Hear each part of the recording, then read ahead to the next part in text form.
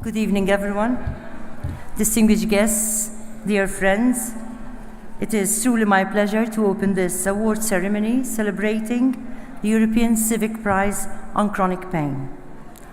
I would like to commend all the participants for their contributions to this research project, aiming to collect good practices upon which the European Civic Prize on Chronic Pain has been established. On the other hand, I would like to take the opportunity to congratulate the recipients of this award. Let me also take this opportunity to thank all of you for your many years of work, forming new connections among different organizations, sharing best practices, and for organizing this symposium to continue to raise awareness about chronic pain and its effects. Thanks to the work of the 6 main organizations facilitating this event and your collaborators, we are sending a powerful statement through this symposium about our united commitment to safeguard the well-being of all people living with chronic pain. In my various meetings with members from the ME, CFS and Fibromyalgia Alliance, an NGO which is actively advocating for chronic pain sufferers in Malta, I have had the opportunity to hear firsthand experiences of people living with such conditions. Through my connection with members from this Maltese Alliance, I have learned that when our healthcare systems are unable to provide effective outreach and sustained support, many sufferers feel that their quality of life is diminished, while their families, communities, and the whole of society are also very negatively affected. I believe that the issue of chronic pain must take more importance within our healthcare systems and policies, both nationally and at the widest possible European levels, to continue to push for proactive and effective change. Creating and sustaining further connections between civil society activists from around the world will highlight even more the vast numbers of people who are being effective.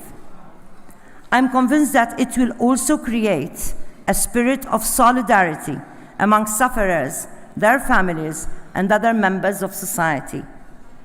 Indicators from the International Association for the Study of Pain and the European Pain Federation state that 1 in 5 people suffer from moderate to severe chronic pain. Furthermore, 1 in 3 are unable or less able to maintain an independent lifestyle due to their pain. The effect of the pain also means that 1 in 4 people report that their relationships with family and friends are severely strained.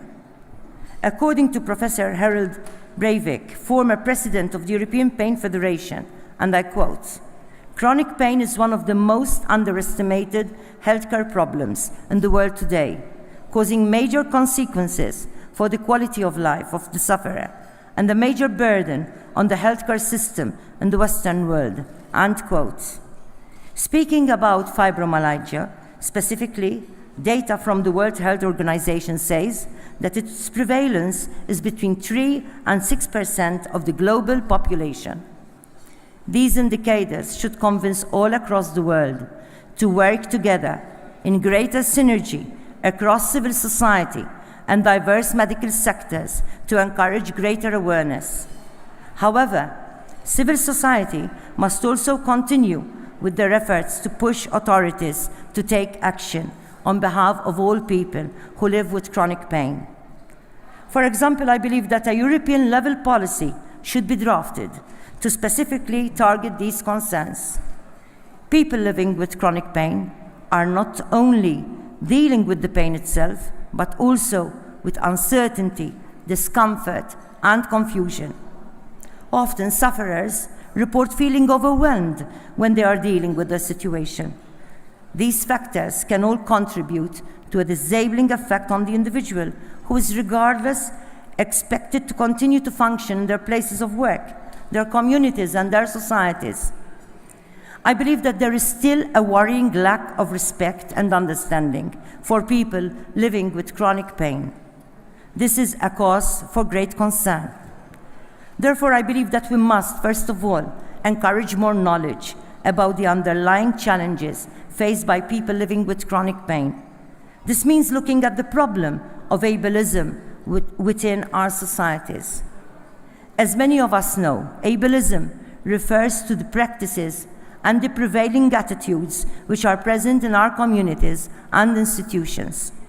These practices and attitudes often devalue and limit the potential of persons with disabilities or people living with disabling conditions, which could also be an invisible disability.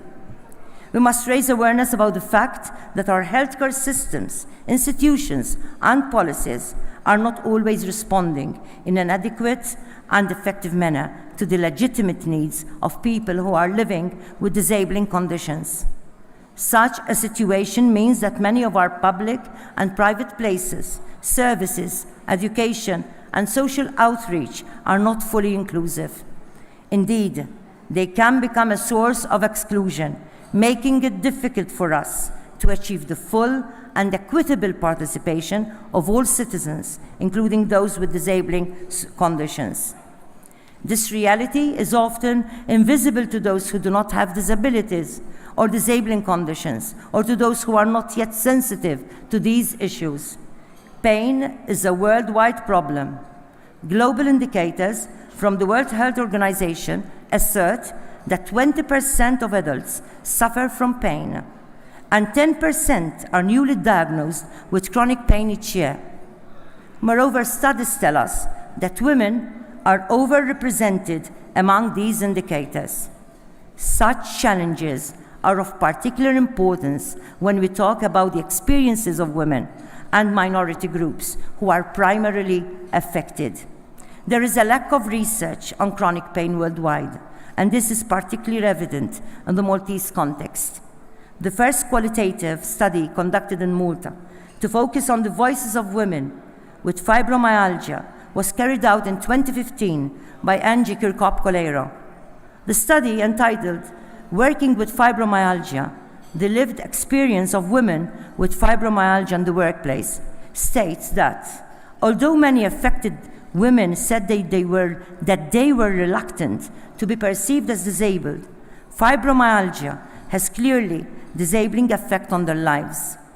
Let me quote from this study, where women said that it was a burden not just to them, but also on their families. Thus, they believe that gaining disability status can provide them with some form of official recognition as well as financial aid. End quote. Furthermore, an international study entitled Defining Racial and Ethnic Disparities in Pain Management, which appeared in the Journal of Clinical Orthopedics and Related Research, states that, and I quote, racial and ethnic minorities consistently receive less adequate treatment for acute and chronic pain. End quote. Racial or ethnic minority individuals living with issues of chronic pain need to be empowered to seek and receive appropriate support and care. It is essential that the medical professionals who are treating such individuals are aware of their own attitudes and potential prejudices, which may be making the problem for the sufferer more difficult. There must be more emphasis to develop strategies, and again I quote from the study on defining racial and ethnic disparities in pain management, that we must do more to overcome unconscious but potentially harmful negative stereotyping of minority patients. End quote. These facts point out to the complex realities experienced by chronic pain sufferers and the need to deal with them in an intersectional way. We must ensure that gender and racial or ethnic background inform the way authorities formulate and implement their policies. I believe that stronger synergies between civil society and medical professionals would be a powerful catalyst to highlight these intersectional concerns. I also believe that such synergies can also encourage authorities to acknowledge the disabling effect of chronic pain and to respond accordingly across institutions and public services.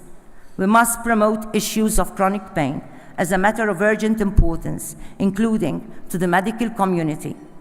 I believe that due to the effects of ableism, we must do more to create a necessary social and cultural change through education and awareness in our attitudes towards people living with chronic pain.